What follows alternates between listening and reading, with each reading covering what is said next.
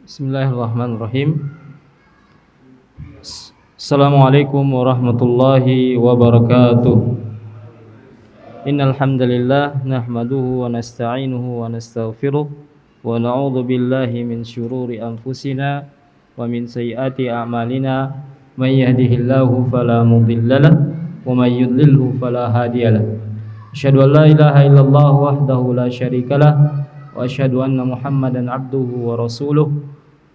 Allahumma salli ala Muhammad wa ala alihi wa ashabihi wa man tabi'ahum bi ihsan ila yaumiddin, amma ba'd.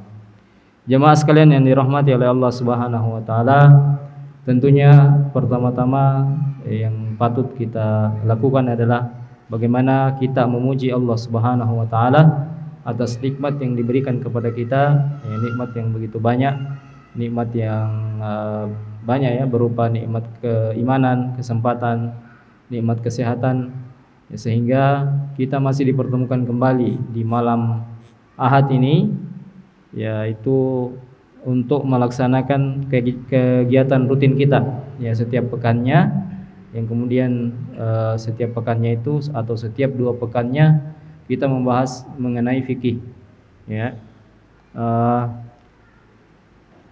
Salawat beserta salam tak lupa pula kita haturkan kepada junjungan kita Nabi Allah Muhammad sallallahu alaihi wasallam, kepada keluarga beliau, sahabat-sahabat beliau, dan juga pengikut-pengikut beliau yang senantiasa mengikuti beliau dengan kebaikan. Jemaah sekalian yang dirahmati Allah Subhanahu wa taala, sebelumnya kami membahas tentang sirah, dan kami minta ganti dengan Ustaz Ismail kemarin, yang kemudian kami ambil pembahasan fikih. Pembahasan fikih yang kitab yang disampaikan adalah kitab Fikih Al-Muyassar. Fikih Al-Muyassar. Kemudian pembahasan yang sebelumnya dibahas adalah pembahasan tentang istinja. Kalau tidak salah Ustaz bahas tentang istinja, sudah sampai ke adab-adab istinja, kemudian apa-apa saja yang dimakruhkan ketika kita berada di tempat beristinja. Maka pembahasan berikutnya adalah bab yang keempat, yaitu as-siwaku au fis siwaki wa sunanil fitrati wa fihi iddatu masail. Kata beliau, penulis buku ini mengatakan, pembahasan bab yang keempat adalah pada permasalahan siwak atau siwak, dan juga sunnah-sunnah yang fitrah. Dan di dalam bab ini ada beberapa masalah yang harus dibahas. Yang pertama adalah siwak. Siwak atau menyikat gigi. Siwak itu adalah menyikat gigi. Disebutkan siwak itu adalah huwal isti'malu 'ud aw nahwihi fil asnan awil litha li izalati ma yu'allaqu bihima minal at'ima war rawaih. Minal at'ima war rawaih. Dia adalah penggunaan 'ud. Ud itu akar kayu, atau batangnya, au nahwihi fil asnan, atau yang sejenisnya pada gigi atau gusi, li izalati ma ya'allaqu bihima minal at'ima warrahi, untuk menghilangkan sisa-sisa makanan, dan juga yang ada di gigi ataupun gusi, dan juga menghilangkan bau. Itu yang dimaksud dengan bersiwak. Kita sering mengenal siwak itu dengan yang kita sering lihat, yaitu akar kayu. Akar kayu itu kemudian yang dipakai, yang sering kita sebut dengan siwak. Sering dengan siwak. Kemudian masalah yang pertama dari pembahasan siwak ini, apa hukumnya bersiwak? Apa hukumnya bersiwak? Kata beliau, as-siwaku masnunun fi jami'il awqati. Siwak itu, bersiwak itu disunnahkan di setiap waktu, sampai hatta shaim. hatta as-shaim law tasawwaka fi hali siyamihi fala ba'sa bidzalika sawa'un kana awwalun nahari aw akhirih. Sampai seseorang yang berpuasa, ya, sampai seorang yang berpuasa.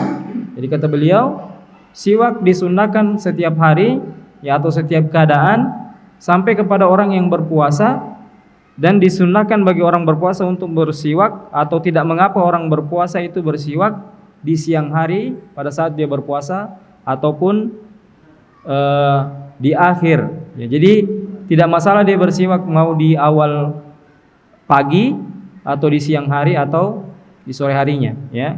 Karena memang sebagian ulama terutama madhab Asy-Syafi'i itu memang memakruhkan untuk bersiwak di setelah matahari matahari itu di atas kepala, maksudnya setelah zuhur, ya. Jadi dimakruhkan, ya, makruh hukumnya bersikat gigi di bulan puasa atau pada saat puasa ketika lewat zuhur. Nah, tentunya dengan ada alasan-alasan yang mereka sebutkan, ya. Kemudian itu hukumnya karena Nabi SAW mengatakan laula an asyukka ala ummati, ini dalilnya, ya, dalil tentang sunnahnya siwak. Laula an asyukka ala ummati la amartahum bisiwaki inda kulli salatin, ya. Kalau seandainya saya tidak merasa memberatkan umatku, ya, atau tidak memberatkan umatku, maka saya akan perintahkan mereka untuk bersiwak setiap salat, ya, setiap kali salat. Di riwayat yang lain mengatakan la amartuhum bisiwaki inda kulli wudu'in, ya, saya akan memerintahkan mereka bersiwak di setiap di setiap mau berwudu, ya, di setiap mau berwudu. Jadi itu dalilnya, ya, tentang sunnahnya. Kemudian ada lagi kata Nabi SAW, as-siwaku mutahhiratun lil fami, ya, mutahhiratun lil fami wa mardatun li rabbi, ya. Siwak itu adalah pembersih mulut, ya, fungsinya adalah membersihkan mulut atau mensucikan mulut dan mendatangkan keridhaan Rabb, yang mendatangkan keridhaan Allah, yang mendatangkan keridhaan Allah. Jadi itu hukumnya, ya, hukumnya adalah sunnah, ya, hukumnya adalah sunnah. Kemudian masalah yang kedua atau pembahasan ketika kita yang kedua, kapan siwak itu dianjurkan? Tadi kita bilang sunnahnya adalah setiap keadaan atau setiap waktu. Tapi kapan siwak itu kemudian lebih dianjurkan atau lebih ditekankan untuk dilaksanakan? Wa yata'akkadu indal wudu'i, ya. Lebih dianjurkan ketika kita mau wudu, ya, ketika di saat wudu, ya. Di saat wudu, kemudian wa inda intibah minan naumi, ketika bangun dari tidur, ya, ketika bangun dari tidur. Kemudian wa inda taghayyuri raihatil fami, ya, ketika berubahnya bau mulut, ya, ketika bau mulut berubah, maka disunnahkan untuk bersiwak.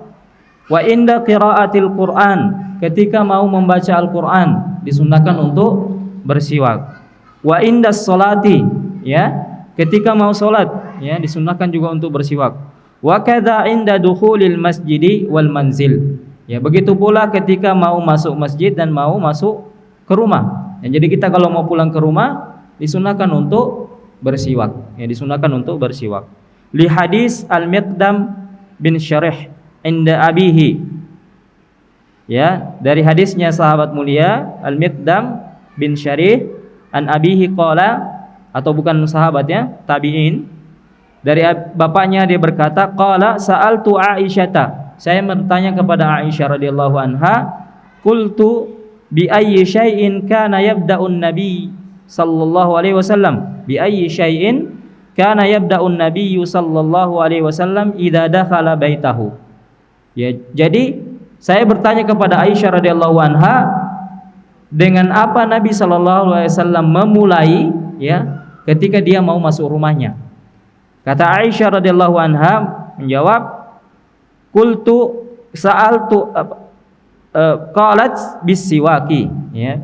Dia berkata menjawab dengan bersiwak, ya, dengan bersiwak. Jadi ini sunnahnya, ya, ketika mau masuk rumah.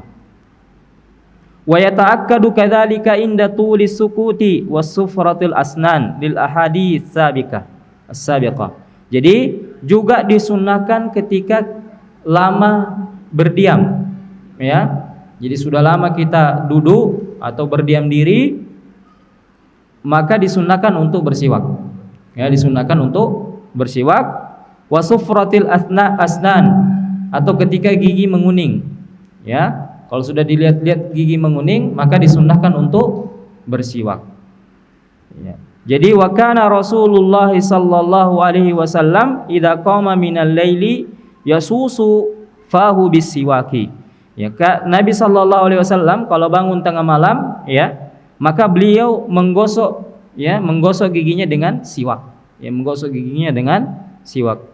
Wal muslim ma'murun indal ibadah wat taqarrub ila Allah an yakuna ala ahsani halin minan nadhafati wat tahara. Dan kita sebagai seorang muslim sangat dianjurkan untuk, ya, ketika kita beribadah dan mendekatkan diri kepada Allah Subhanahu wa taala, sangat dianjurkan kita untuk berada dalam keadaan yang paling bagus, ya, dalam keadaan kita paling bersih dan paling suci, ya.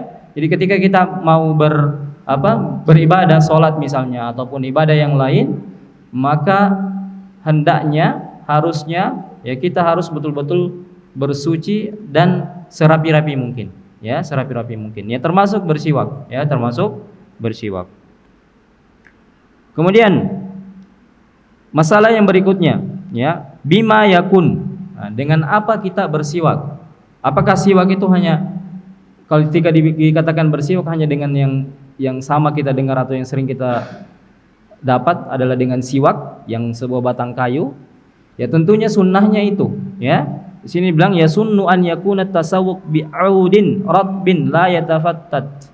Ya, disunnahkan untuk bersiwak dengan akar kayu, ya, atau cabang kayu, batang kayu, bukan batang kayu yang besar, ya. Ya, bagaimana cara masuknya itu, ya. Yang sebesar inilah, yang paling besar itu mungkin sebesar jempol, ya. Disunnahkan yang sering kita dapati yang bukan yang kering, yang agak basah, maksudnya lembab, ya, yang lembab, tidak kering dan tidak melukai mulut, ya. Kalau digunakan tidak melukai mulut. Di sini beliau sebutkan, tidak disebutkan kayunya kayu apa, ya, kayunya kayu apa. Fa inna Nabi sallallahu alaihi wasallam kana yastaku bi'udi araq, ya. Nabi sallallahu alaihi wasallam itu bersiwak dengan akar namanya arak, ya, akar arak, atau nama ininya Salvador persica, ya. Saya cari ternyata namanya Salvador persica, tapi memang nama aslinya kita sebut siwak, ya, pohon siwak, ya, dikenal dengan pohon siwak, biasanya tumbuh di Timur Tengah kebanyakan, ya. Jadi dengan itu disunnahkan, atau dengan sikat gigi, ya, yang sering kita gunakan, ya, sikat gigi, apalagi sekarang ada odol yang bahannya adalah siwak, ya, bahannya adalah kayu siwak. Sikat gigi atau dengan tangan, ya, dengan tangan. Jadi boleh kalau tidak ada siwak, maka kita bersiwak dengan tangan, ya, seperti diriwayatkan bahwasanya Nabi SAW pernah menggosok giginya dengan tangan, ya. Jadi itu penggunaan siwak, ya. Kemudian masalah yang berikutnya adalah bagaimana atau apa fungsi dari siwak, manfaatnya siwak, ya. Jadi tidak sembarang ketika kita disunnahkan, tapi bukan hanya membersihkan gigi, tapi ada fungsinya yang lain selain membersihkan gigi, ya. Yang pertama, manfaat siwak tentunya membersihkan mulut, ya, membersihkan mulut dan gigi dan juga gusi, ya, itu yang pertama. Dan mendatangkan keridhaannya Allah Subhanahu wa taala, ya, mendatangkan keridhaan Allah Subhanahu wa taala. Kemudian yang kedua, menguatkan gigi, ya, dengan bersiwak bisa menguatkan gigi. Ini tentunya, ya, dengan sikat gigi pun begitu, ya, tapi mungkin lebih menguatkan kalau dengan kayu kayu arak tadi, ya, siwak yang sering dipakai, ya. Kenapa? Karena di dalamnya banyak sekali, ya, bahan-bahan yang sangat bermanfaat bagi gigi, ya. Kalau kalau kita cari bahan-bahan yang ada di siwak itu banyak sekali, ada vitamin C, ya, ada enzim, ada antibakteri, ya, ada anti pembusukan, fluorida, ya, klorida juga ada, ya. Itu di batang siwak, ya, kayu arak tadi, ya. Maka itu bisa menguatkan gigi. Kemudian selain menguatkan gigi juga menguatkan gusi, ya, menguatkan gusi. Kemudian menjernihkan suara, ya, menjernihkan suara. Ya, bersiwak bisa menjernihkan suara, kemudian mendatangkan semangat, ada bikin semangat lagi. Itu dengan bersiwak, ya, dengan bersiwak. Kalau ditanya Ustadz, ya lebih sunnah tentunya dengan siwak, ya, dengan siwak yang dicontohkan oleh Nabi Shallallahu Alaihi Wasallam. Ya kita bagusnya kita siapkan di rumah, ya, siwak, ya, siwak. Kalau tidak sekarang harganya mungkin 15 ribuan, ya, siwak.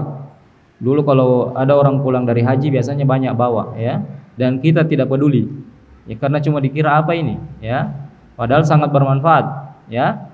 Paling kalau ada oleh-oleh haji yang kita ambil parfum, ya, siwaknya ditinggalkan, ya. Jadi siwak sangat penting, ya, sangat penting. Cuma kita juga harus lihat-lihat, ya. Biasanya orang bersiwak ditaruh di kantong, ya. Tentunya tidak mengapa, cuma siwak di kalangan kita di Indonesia tentunya itu masih masih jarang. Jadi seolah-olah ketika ada orang bersiwak itu kayak seperti kurang bersih, ya. Maka penting untuk kita kemudian melihat keadaan dalam bersiwak, ya. Jangan di tengah-tengahnya orang misalnya, ya. Karena sebagian orang yang tidak paham tentang agamanya kita ini, mereka melihat itu jijik, ya. Saya pernah dulu waktu awal-awal kuliah, waktu ini ada kita bawa siwak baru ditaruh di kantong, ya. Taruh di kantong, orang-orang lirik dengan penglihatan jijik, ya, dengan aneh. Meskipun ada juga ininya karena termasuk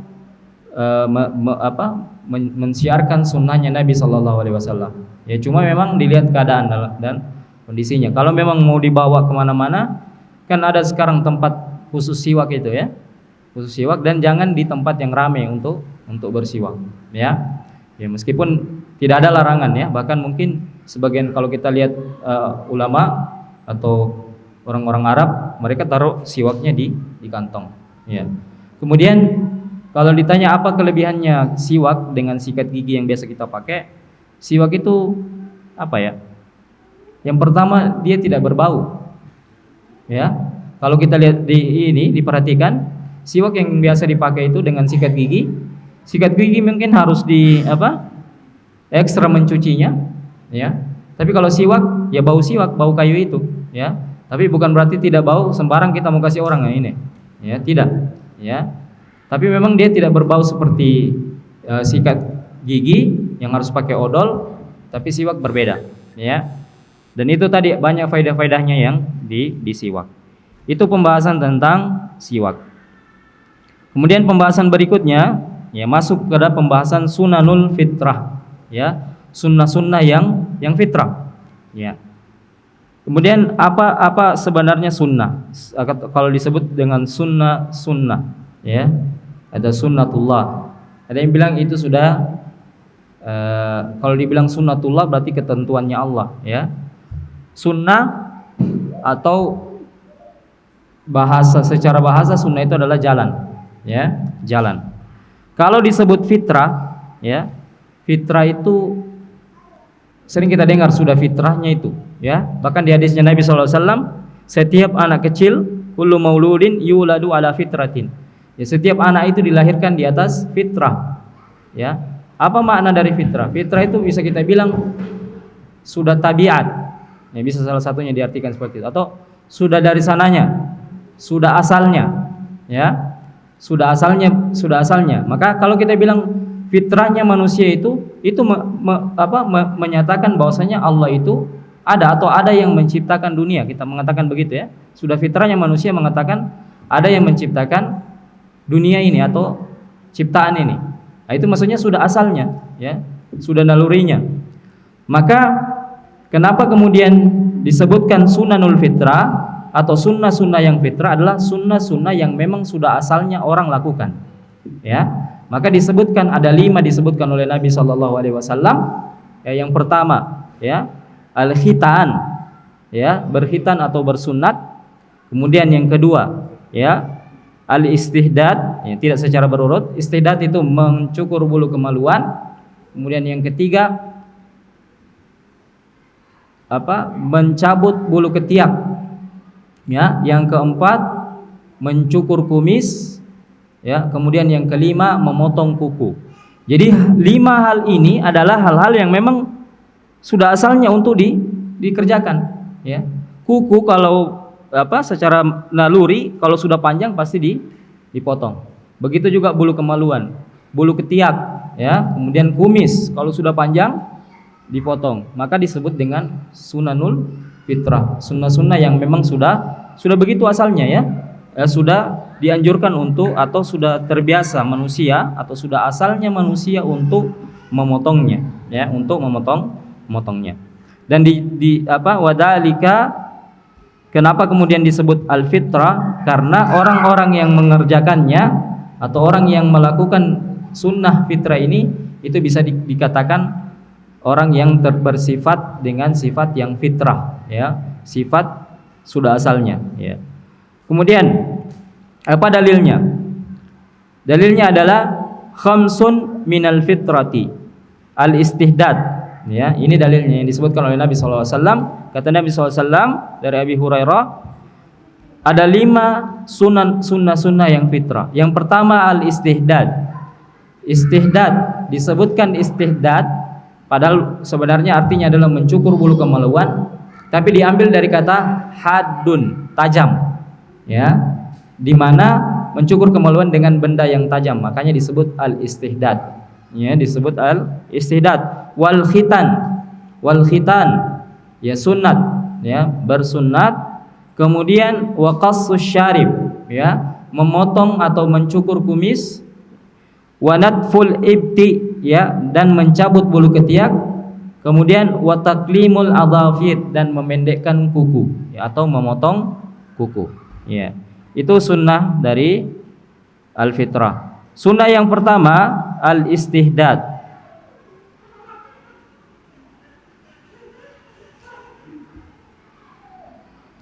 Ya, sunnah yang pertama adalah al-istihdad yang disebutkan oleh hadisnya Nabi SAW.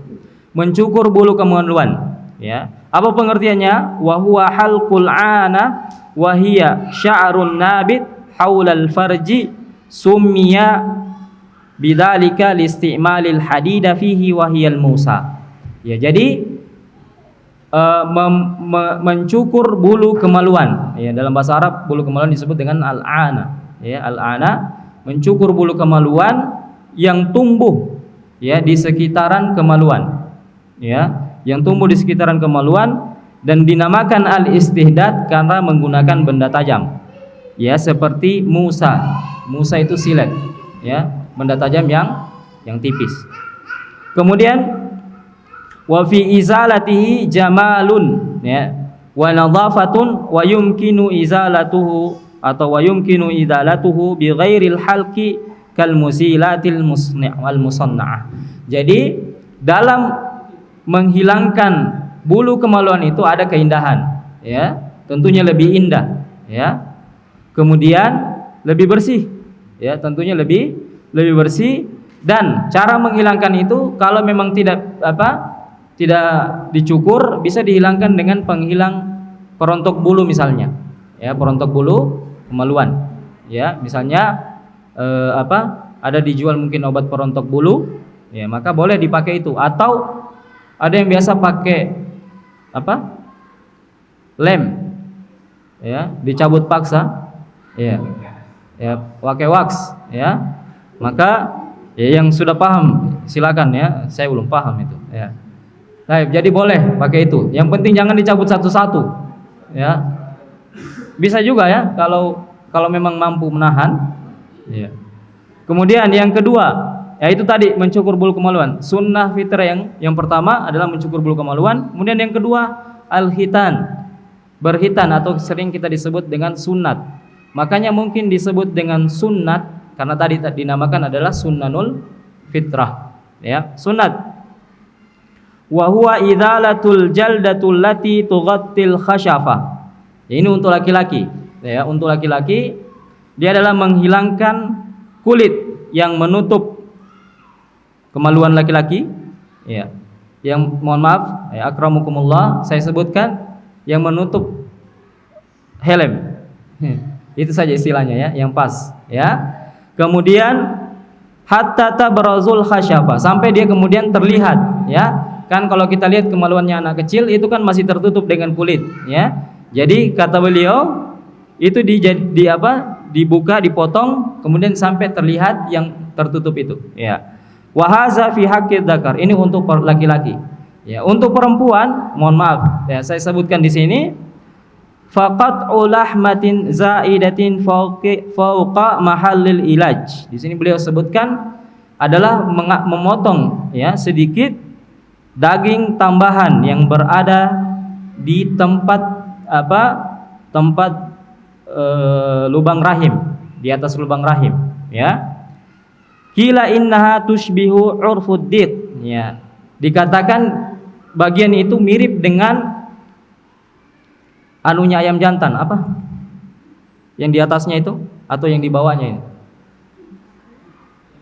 Ya, jengger. Ya, mirip dengan jenggernya ayam jantan, ya. Fasohi annahu wajibun fi haqqir rijal sunnatun fi haqqin nisa. Jadi kalau saya baca-baca tadi, ya, yang itu yang diwajib untuk dipotong adalah klitorisnya, ya. Ya, bagian di atas kemaluan, di atas tempat keluarnya kencing, ya. Dan ada beberapa metode sunat untuk perempuan, tapi yang disyariatkan itu tadi, ya.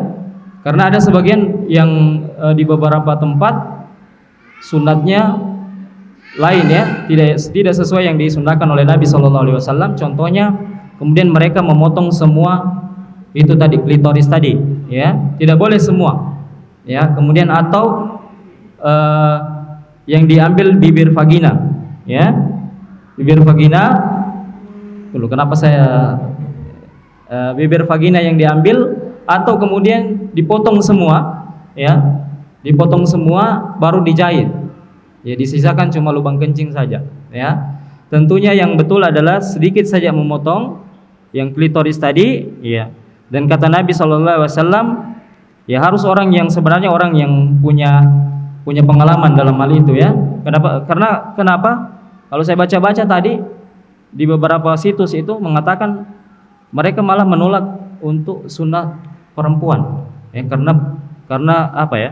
Kata mereka menyakiti perempuan, ya, menyakiti perempuan. Padahal di kita ulama berbeda pendapat tentang hukumnya. Tidak ada yang mengatakan makruh, ya. Ada yang mengatakan wajib, ada yang mengatakan sunnah, ada yang mengatakan sebagai pemuliaan untuk perempuan, ya.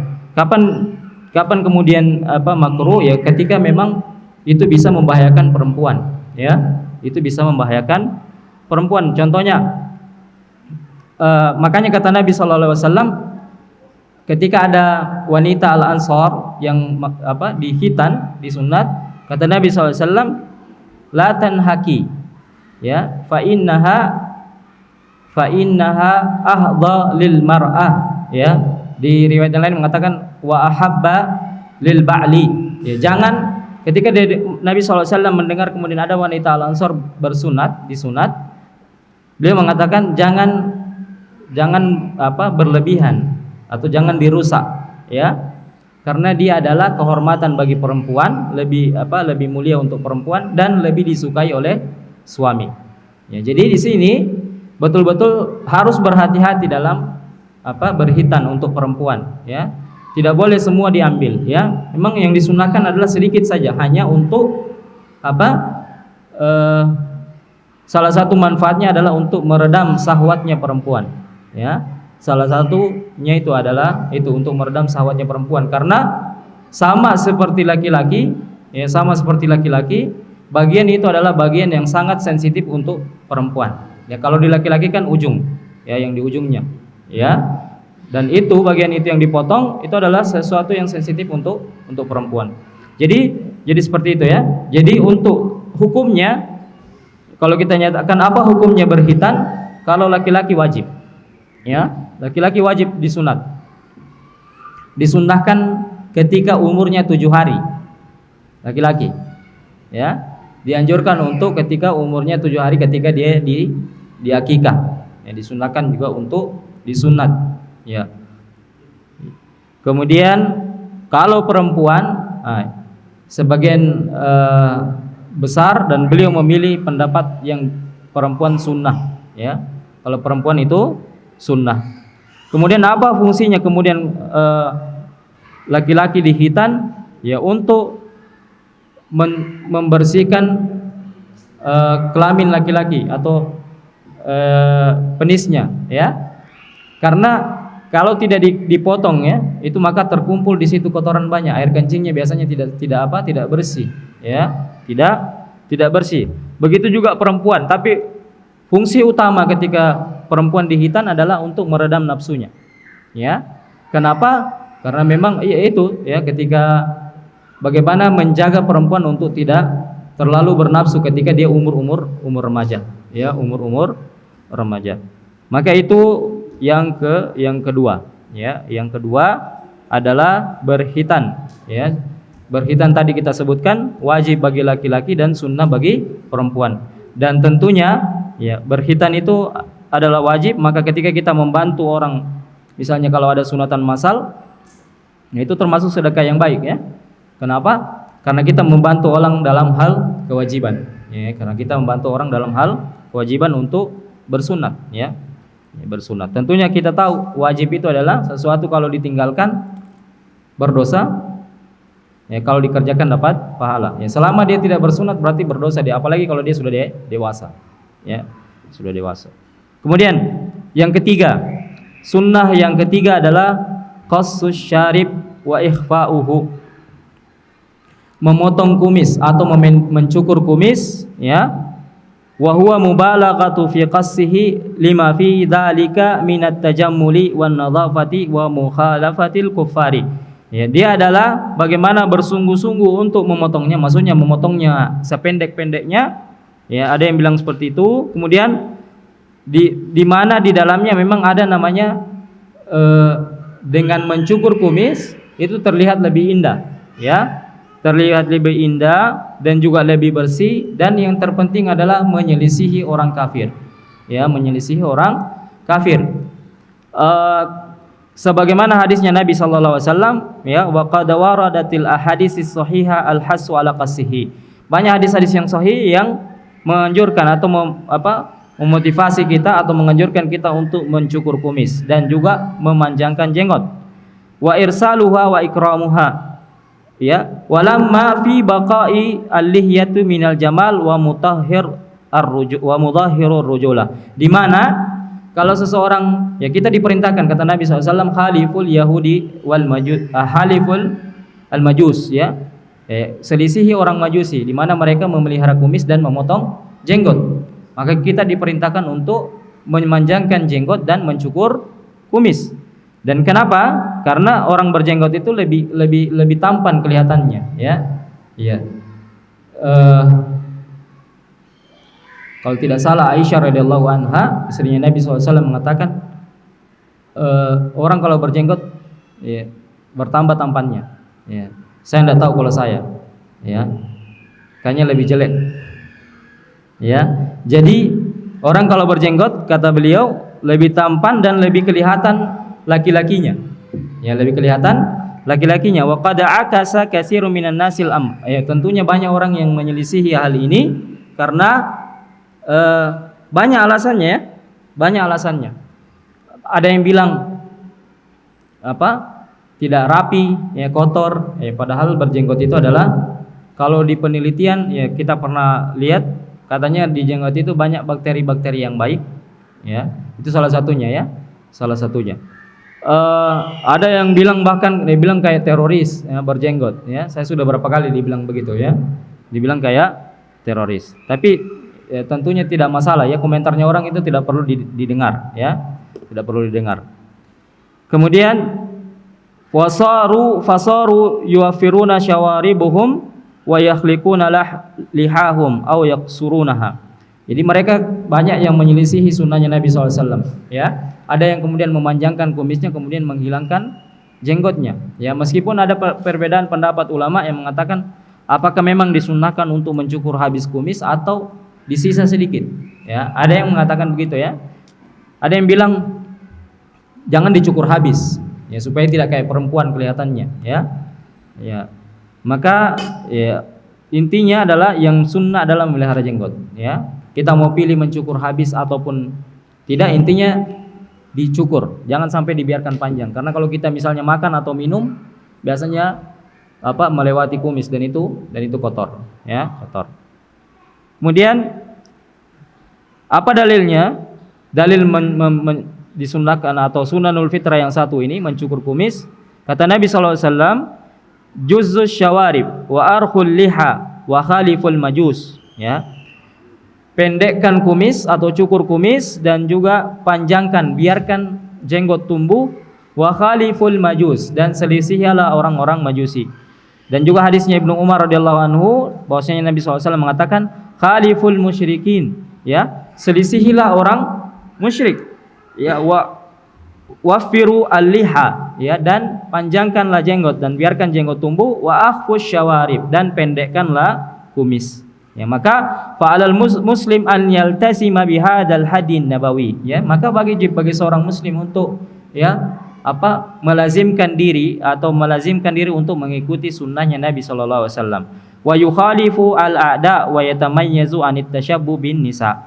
Maka mereka kemudian sebagai seorang muslim wajib untuk kita mengikuti hidayah atau petunjuk dari Nabi sallallahu alaihi wasallam dan menyelisihi orang-orang musuh-musuh Islam, dan kemudian menyelisihi perempuan, ya, juga menyelisihi perempuan, ya, karena orang yang tidak berjenggot, ya, bukan berarti kita bilang perempuan, ya, tapi seperti perempuan, ya, jangan sampai kita bermirip-mirip dengan perempuan.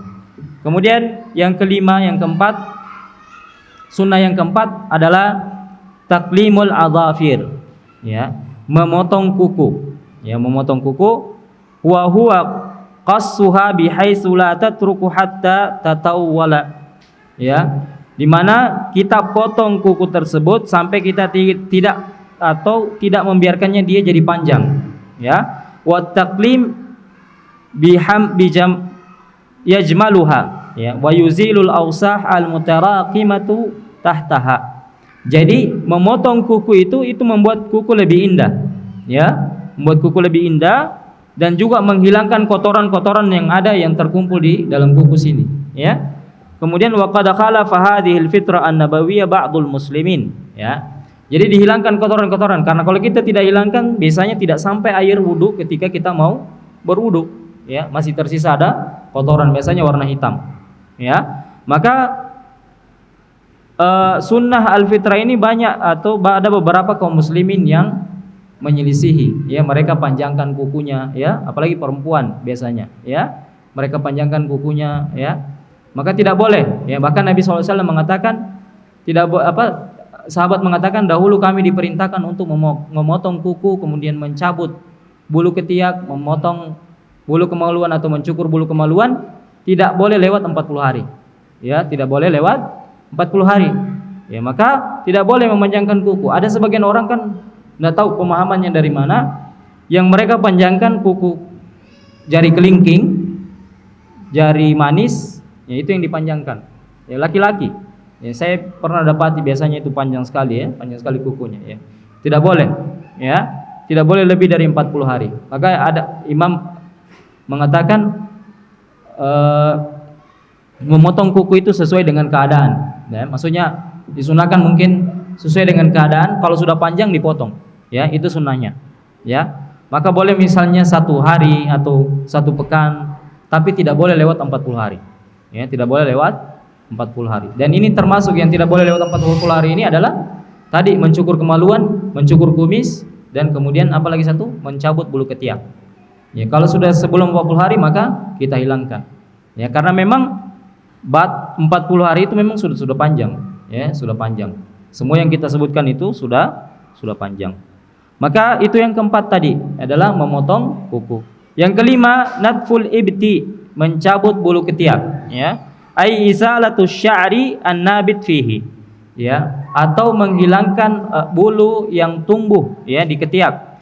Fayusannu izalatu haza, ya, fayusannu izalata hadha sya'ri bin natfi awil halki aw ghairihima. Maka disunnahkan menghilangkan bulu ini dengan dicabut atau dicukur atau selainnya, ya, atau tadi dicabut dihilangkan dengan obat perontok bulu misalnya, ya. Lima fihi fi izalati minan nadhafa wa qat'ur rawahil kariha allati tajtami'u ma'a wujudi sya'ri. Ya, kenapa dihilangkan? Karena untuk pentingnya untuk kebersihan, ya, dan juga bau yang busuk yang kemudian bau tersebut ada karena adanya bulu ketiak, ya, karena adanya bulu ketiak.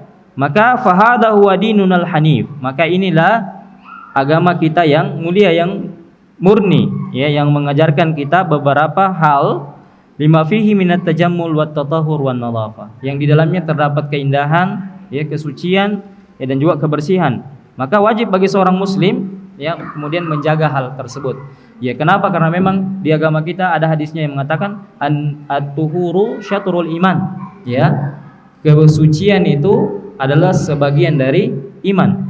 Bahkan yang hadis yang sering kita dengar, ya, an-nazafatu minal iman, ya, kebersihan adalah sebagian daripada iman. Tapi hadisnya yang benar adalah at-tuhuru syatrul iman, ya. Kebersihan itu adalah sebagian dari iman.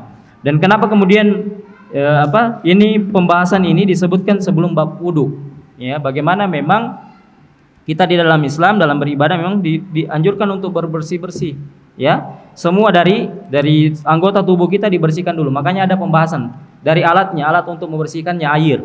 Ya, ada pembahasan tentang air, ya. Airnya harus yang betul-betul suci dan mensucikan, ya. Kemudian ada tempat airnya juga dibicarakan, bejana, ya, bejana yang bagaimana saja yang bisa dipakai berwudu, ya. Kemudian nanti pembahasan ini setelah itu adalah kebersihan anggota badan. Ada yang namanya istinja, ya, setelah kita buang air besar, ya, disunnahkan untuk atau diwajibkan malah untuk kemudian berbersih-bersih atau kita sebut cebok, ya. Kemudian hal-hal tersebut yang seperti ini tadi, yang sunnah-sunnahul fitrah, bagaimana supaya memang sah wudunya kita sampai air dan tidak terhalangi oleh hal-hal yang tadi. Jadi ini adalah sunnah-sunnah yang al-fitrah yang 5. Maka kemudian di hadis yang lain Nabi SAW menyebutkan sampai ke 10, ya. Ya, wa yudafu ila hadhil khisal al-khamsa as-siwak. Salah satunya tadi sunnahul fitrah adalah bersiwak, itu satu.